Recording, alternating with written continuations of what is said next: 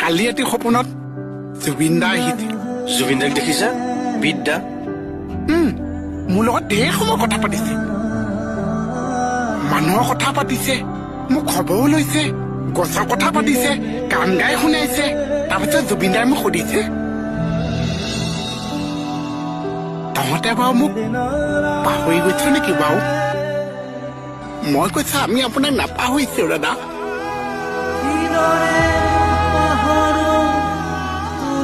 কোনেও নাপাহৰিছে। তাৰপিছত যে জুবিন দা যাবলৈ ওলাইছে, মই জুবিন দাৰ হাতখনত থাপ মাৰি ধৰিছো। মই কৈছো দাদা আপুনি নাযাব, আপুনি নাযাব দাদা।